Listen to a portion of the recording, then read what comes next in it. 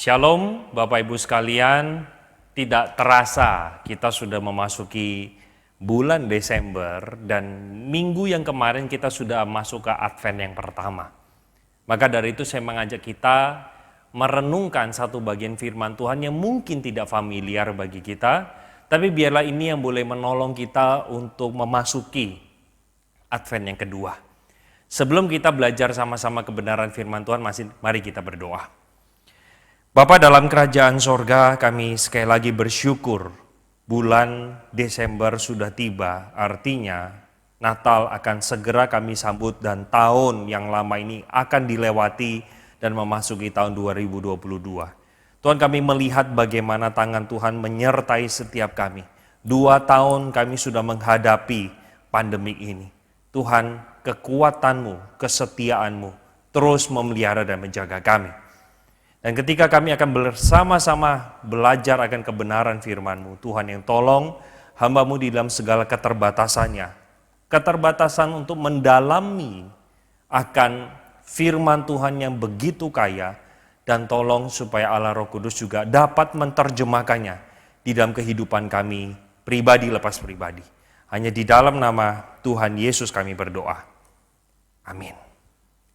Kita akan bersama-sama merenungkan satu tema yang saya angkat, yaitu aku datang untuk menggenapi hukum Taurat. Terlebih dahulu saya mengajak kita untuk membaca bagian firman Tuhan yang terdapat dari Matius pasal yang ke-5 ayat 17 sampai yang ke-19. Itu minta maaf, di dalam PPT saya ada kesalahan, jadi kita baca hanya sampai ayat yang ke-19.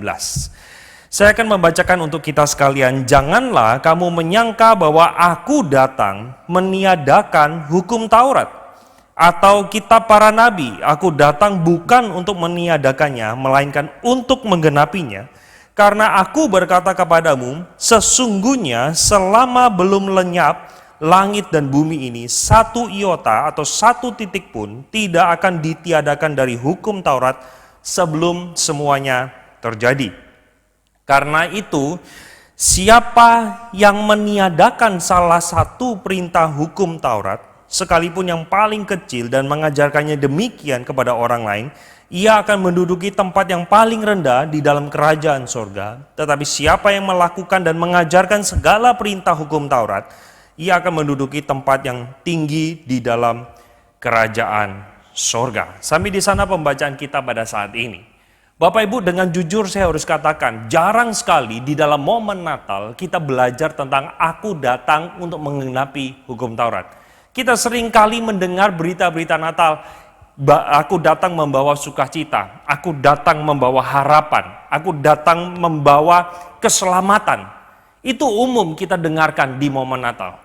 Tetapi jarang sekali kita merenungkan tema ini, bagaimana peranan Yesus ketika dia datang bukan hanya membawa sukacita, bukan hanya membebaskan kita dari segala belenggu yang ada, tetapi dia datang untuk menggenapi hukum Taurat. Sebab kalau dia datang tidak menggenapi hukum Taurat, hari ini saudara dan saya tidak akan ada di tempat ini. Kita masih terikat dengan hukum Taurat itu. Kita masih datang ke gereja atau ke bait Allah dengan membawa korban persembahan. Yesus ketika datang menggenapi hukum Taurat, dia itu adalah sungguh-sungguh satu-satunya pribadi yang bisa melakukannya. Sebelum kita melangkah lebih lanjut, ada beberapa orang yang memiliki asumsi yang keliru terhadap ayat ini. Beberapa di antara mereka mengatakan bahwa Yesus menekankan keselamatan lewat hukum Taurat. Ternyata Yesus bertentangan dengan ajaran Paulus. Itulah asumsi keliru yang kedua. Di mana Paulus menekankan anugerah, sementara Yesus menekankan untuk taat kepada hukum Taurat. Sehingga dua pribadi ini seperti seolah-olah berkontradiksi. Padahal tidak. Dua asumsi keliru inilah yang saya mencoba untuk kita belajar bagaimana sebenarnya kita memahami Matius 5 ayat 17 hingga yang ke-19 ini. Kalau kita melihat bersama-sama Bapak Ibu di dalam ayatnya yang ke-17, janganlah kamu menyangka Kenapa Yesus mengawali perkataan di dalam bagian ini dengan kata janganlah kamu menyangka? Apa yang terjadi? Apa sangkaan orang terhadap Yesus? Nah, Bapak Ibu, saya ajak kita untuk melihat ayat sebelumnya yang familiar sekali kita dengar. Kamu adalah garam dunia. Kamu adalah terang dunia. Kalau garam itu menjadi tawar, dengan apakah ia diasinkan? Tidak ada lagi gunanya selain dibuang dan diinjak orang. Kamu adalah terang dunia, kota yang di atas gunung itu terlihat. Sinar itu akan menerangi segala kegelapan. Kita tahu bukan ayat-ayat itu? Pada waktu orang-orang Farisi dan ahli Taurat mendengarkan kalimat itu, yang ada dalam benak mereka, wah jangan-jangan ini pemimpin baru. Pemimpin baru ini berusaha untuk mungkin meniadakan hukum Taurat. Bapak Ibu, ahli Taurat dan orang Farisi itu akan menguji seseorang yang mengatakan dirinya pemimpin agama. Dia akan diuji bagaimana sikap dia terhadap hukum Taurat. Kalau orang yang bersangkutan memiliki sikap terhadap hukum Taurat itu harus dihapuskan, maka siap-siap orang yang seperti itu akan dicaci maki, akan dicibir, dan pastinya akan diturunkan menjadi orang-orang biasa, atau bahkan mungkin mendapatkan hukuman sosial dari sekitarnya. Nah, bagi orang Yahudi penting sekali seorang pemimpin itu memegang atau meniadakan hukum Taurat. Maka dari itu, Yesus mengatakan di dalam bagian ini memberikan sebuah klarifikasi bahwa ketika aku katakan kamu adalah garam dan terang dunia, bukan berarti aku berbeda dengan kamu semua, itu aku meniadakan hukum Taurat. Tidak. Jadi untuk menunjukkan eksistensi atau legalitas dari Yesus, kepemimpinannya, Yesus mengatakan, aku datang untuk menggenapinya. Jadi kamu jangan berpikir aku akan menjadi pemimpin yang berbeda dengan kamu, yang menawarkan ajaran yang lain di luar Taurat. Enggak. Sama sekali enggak. Tetapi yang dimaksud oleh Yesus, Yesus ingin mengatakan aku datang itu untuk menggenapinya. Nah Bapak Ibu, apa yang terjadi sih sebenarnya ketika orang-orang itu berpikir atau melihat Yesus ini adalah garam dan terang dunia. Pada waktu Yesus mengatakan kamu adalah garam, kamu adalah terang. Orang-orang Farisi tidak mau bahwa orang yang ada ini meniadakan hukum Taurat.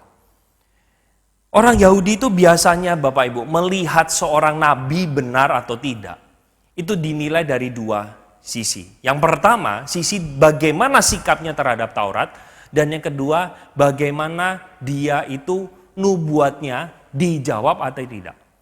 Nah Yesus pada waktu datang, dia menjawab kedua hal itu sekaligus.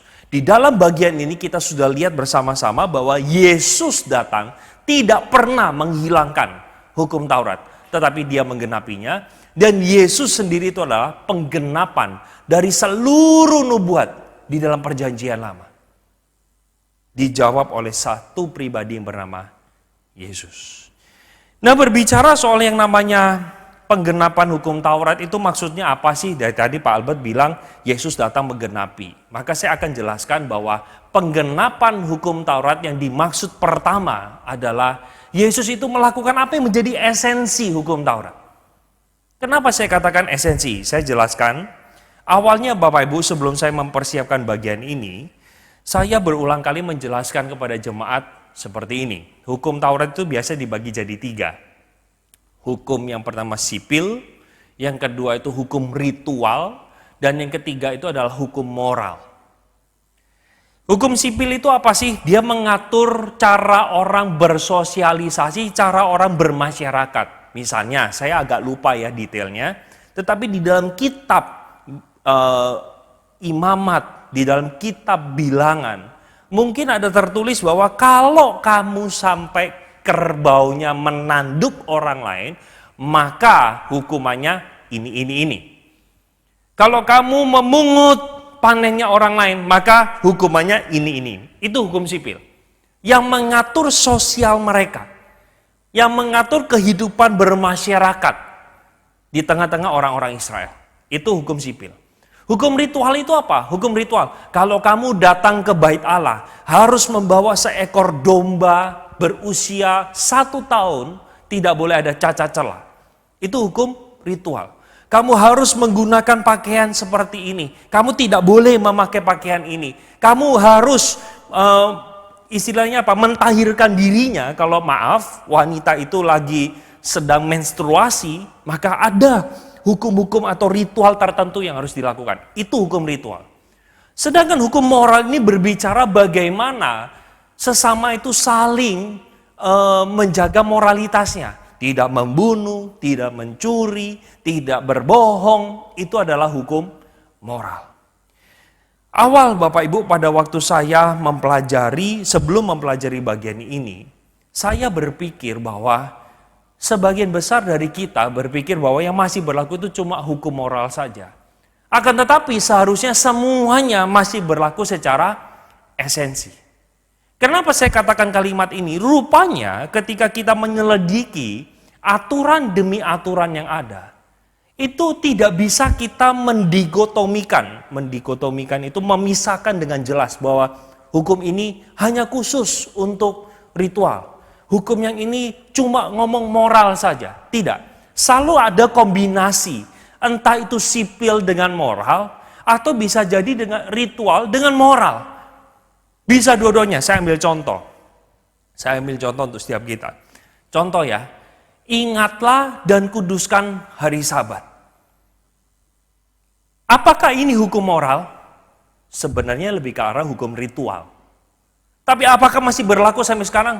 Tentu masih berlaku. Itu sebabnya saudara dan saya, kita selalu meluangkan di 1 hari dalam seminggu ini, kita beribadah kepada Tuhan. Yaitu di hari Minggu. Kita menguduskan hari Sabat itu di hari Minggu. Kita mengingat Tuhan, kita menyembah Tuhan.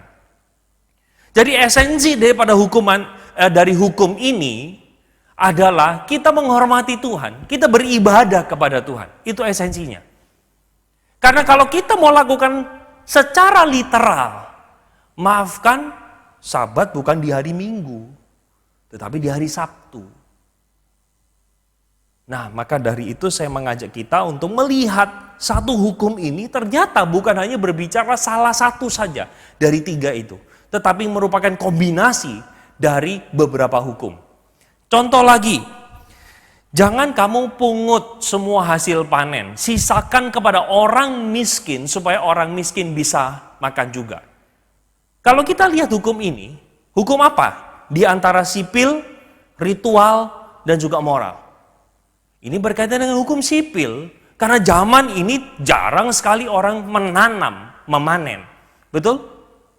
Tetapi di dalam hukum sipil ini tersimpan sebuah moralitas.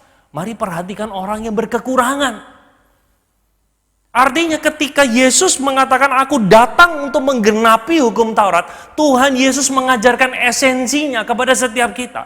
Esensi dari hukum yang contoh kedua ini adalah bagaimana ketika kita sudah diberkati Tuhan, yaitu kita punya salary, kita punya penghasilan, kita bisa pakai untuk berbagi dengan orang miskin. Saya bilang berbagi, bukan memberikan semuanya. Berbagi dengan orang-orang yang memerlukan atau berkekurangan. Kalau kita perhatikan Bapak Ibu di dalam Matius pasal 5, dari ayat 21 sampai 48, selalu Tuhan Yesus mengawalinya, kamu telah mendengar ini, tapi aku berkata kepadamu. Kamu telah mendengar ini, tapi aku berkata kepadamu. Rupanya ketika Yesus memberitahukan tentang esensi dari hukum Taurat, tidak membuat hukum itu lebih mudah untuk kita lakukan. Contoh. Kalau kita memperhatikan bersama-sama di ayat 21, di sana dikatakan jangan membunuh, siapa yang membunuh harus dihukum.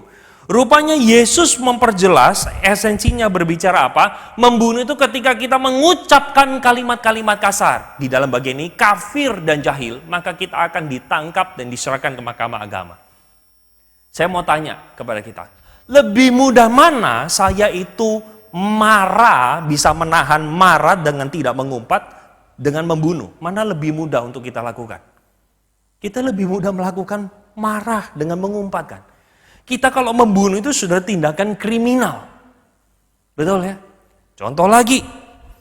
Kalau kita memperhatikan bersama-sama di ayat 27, jangan berzina, tetapi aku berkata kepadamu, siapa yang memandang perempuan dan menginginkannya, dia sudah berzina dengan orang tersebut. Lebih mudah mana? Kita jatuh betul-betul dalam dosa perzinahan, atau kita memainkan perzinahan itu di dalam pikiran kita? Mana lebih mudah? Kita lebih mudah jatuh di dalam pikiran, bukan? Rupanya pada waktu Yesus datang menghadirkan esensi dari hukum Taurat, bukan berarti meringankan hukum itu, tetapi justru mengajak kita untuk melihat sebuah fakta bahwa engkau dan saya tidak sanggup melakukan hukum Taurat itu. Perlu ada satu pribadi yang mewakili manusia yang akhirnya menolong kita untuk melakukannya. Itu sebabnya penggenapan yang kedua bukan hanya berbicara Yesus melakukan esensi Taurat, tetapi Yesus juga menanggung kutuk dari dosa. Bapak Ibu, saya harus katakan ketika Yesus itu menggenapi hukum Taurat, dia taat mengikuti Taurat itu secara esensial. Dia sekaligus menjadi perwakilan kita karena kita tidak sanggup melakukannya. Dia menggantikan saudara dan saya. Nah, ketika kita melihat bersama-sama bagian ini, maka kita akan tahu. Yesus melanjutkan dengan sebuah kalimat di dalam ayat 19. Karena itu siapa yang meniadakan, atau terjemahan yang lebih tepat adalah melemahkan salah satu hukum Taurat, sekalipun yang paling kecil, dan mengajarkannya demikian kepada orang lain, ia akan menduduki tempat yang paling rendah di dalam kerajaan sorga. Tetapi siapa yang melakukan dan mengajarkan segala perintah hukum Taurat, ia akan menduduki tempat yang tinggi di dalam kerajaan sorga. Yesus tidak berhenti sampai mengatakan bahwa aku datang untuk menggenapinya. Tetapi Yesus mengingatkan bahwa sikap terhadap hukum Taurat itu menentukan posisi kita ada di mana di dalam kerajaan sorga. Sampai di dalam bagian ini Bapak Ibu, kita disadarkan akan satu hal. Kalau Yesus tidak datang untuk menggenapi hukum Taurat, maka saudara dan saya, setiap kali kita datang ingin minta ampun akan dosa kita perlu kurban. Kita perlu hewan. Dan kita akan lakukan itu dari minggu ke minggu. Dari bulan ke bulan kita akan melakukan itu senantiasa. Bukan hanya itu, kita tidak bisa menjadi imamat yang rajani. Imamat yang rajani maksudnya apa? Kita tidak bisa mengaku dosa kepada Dia. Kita butuh perantara. Kita tidak bisa sembarangan menyebut Dia Bapa karena kita adalah orang-orang yang tidak layak. Tapi karena Yesus hadir untuk menggenapi hukum Taurat, Dia menjadi Adam kedua yang berhasil memenuhi standar yang Allah Bapa sudah tentukan. Hukum Taurat memberikan sebuah cermin kepada saudara dan saya bahwa kita adalah manusia yang tidak mungkin sanggup melakukannya seakurat mungkin. Sehingga apa yang saya ajak kita pelajari bersama-sama, mari kita mengingat bahwa kita tidak sanggup mentaati hukum Taurat ini secara sempurna, yang akhirnya menuntun kita, kesadaran ini menuntun kita untuk kita bersyukur bahwa Yesus menjadi juru selamat yang menanggung dosa setiap kita. Kita bersyukur bahwa upah dosa ialah maut itu ditangguhkan kepada Yesus, dibebankan kepada Dia. 2 Korintus 5 ayat 21 mengatakan, Dia yang tidak berdosa dibuatnya menjadi dosa karena saudara dan saya. Artinya Yesus pada waktu Dia menggenapi hukum Taurat, Dia sekaligus menanggung konsekuensi dosa seluruh umat manusia. Dan kisah itu dimulai pada waktu kisah Natal. Kisah Natal bukan hanya berbicara seorang bayi yang lahir dari perawan Maria saja. Tetapi bayi ini sudah ditentukan menjadi jalan pendamaian untuk membereskan masalah dosa umat manusia. Itu sebabnya pada waktu malaikat Tuhan memberitakan berita baik ini kepada Maria, kepada Yusuf, engkau bukan hanya mengandung bayi biasa, bayi itu adalah Immanuel yang berarti Allah beserta kita, di mana Allah juga membersihkan dosa umat Israel. Kisah penggenapan hukum Taurat itu dimulai sejak di Bethlehem itu. Pada waktu seorang bayi lahir di kota kecil yang tidak dikenal waktu itu.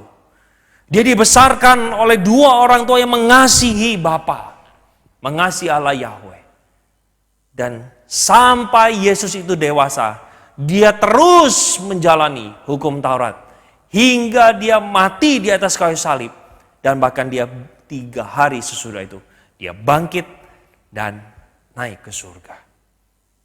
Kita bersyukur Bapak Ibu, kisah Natal mengingatkan kepada saudara dan saya. Kalau bukan karena Yesus yang menggenapi, saudara dan saya tidak akan pernah menikmati keselamatan yang datang dari Tuhan. Maka seperti saya katakan tadi, kita perlu bersyukur. Bersyukur dengan cara seperti apa? Bersyukur dengan kita memberikan diri kita melayani Dia. Hari ini Bapak Ibu, kebaktian onsite sudah dibuka. Pelayan-pelayan Tuhan kembali dibutuhkan. Siapa yang rindu tetap melayani dengan kondisi prokes yang ada. Saya mengundang untuk kita boleh bersama-sama terlibat di dalam rencana kerajaan Allah ini. Kita meninggikan Tuhan dengan apa yang Tuhan sudah berikan kepada kita. Masih dibutuhkan pianis, masih dibutuhkan usher, masih dibutuhkan WL. Dan bahkan di dalam ranah perwilayahan dibutuhkan ada begitu banyak pemerhati yang bersedia meluangkan waktu sejenak membagikan informasi gereja kepada jemaat yang ada. Untuk memberikan perhatian berupa doa dan juga WA mungkin bertanya, ada yang saya bisa doakan, adakah pergumulan tertentu? Saya mengundang kita untuk boleh bersama-sama terlibat. Sebagai ungkapan syukur saya kepada Tuhan yang sudah menanggung kutuk dosa itu, mari kita berikan diri kita untuk boleh melayani. Itu hanya salah satu aspek kecil. Aspek lainnya, mari kita belajar bersyukur kepada Tuhan Yesus dengan cara apa? Memperhatikan orang-orang miskin yang ada di sekitar kita. Karena saya percaya kita adalah perpanjangan tangan Tuhan untuk menunjukkan kasih kepada sesama kita. Terutama mereka yang berkekurangan. Bahkan mungkin di antara saudara seiman ada yang berkekurangan, mari kita memberi dari apa yang kita miliki. Bersyukur kepada Tuhan Yesus bukan hanya berbicara soal pelayanan dan memberi, tetapi ini juga berbicara soal ibadah. Kita menghargai ibadah yang diadakan setiap hari Minggu. Kita tidak main-main ketika apalagi kita ibadah secara online di rumah. Seringkali yang terjadi bukan kita ibadah, tapi kita sedang nonton. Kita sedang masak sembari mendengarkan khotbah. Kita sedang minum kopi, kita sedang makan pagi breakfast dan melihat ibadah. Itu sebenarnya bukan ibadah, tetapi kita nonton orang yang beribadah. Kalau kita bersyukur kepada Tuhan Yesus, mari kita jaga hati kita di dalam ibadah. Godaan sangat banyak sekali ketika kita melakukan ibadah secara online. Saya bukan bilang tidak boleh. Boleh, silakan. Kalau kita bisa menjaga sikap hati kita, khusyuk pada waktu kita beribadah, silakan. Tapi kalau kita mengalami kesulitan, mengundang untuk kita semua boleh bersama-sama hadir di dalam ibadah onsite. Saya rindu Bapak Ibu, kita bisa menunjukkan syukur kita kepada Tuhan Yesus yang sudah menanggung kutuk dosa itu dengan berbagai macam hal. Asalkan kita lakukan sesuai dengan prinsip firman Tuhan. Semoga firman pada saat ini boleh menolong kita memahami Yesus datang untuk menggenapi hukum Taurat. Mari kita masuk di dalam doa. Terima kasih Tuhan untuk kesempatan pada saat ini. Kami boleh belajar bersama-sama bagaimana Yesus menggenapi hukum Taurat. Engkau melakukan hukum Taurat dengan sempurna. Dan juga Engkau menanggung kutuk dosa dari setiap manusia. Kami bersyukur Tuhan, bagian kami adalah mengerjakan keselamatan yang Tuhan sudah berikan kepada kami. Dengan cara hidup bagi Tuhan, hidup karena Tuhan, dan hidup di dalam Tuhan. Kiranya firman Tuhan pada saat ini boleh memberkati setiap kita. Hanya di dalam nama Tuhan Yesus kami berdoa.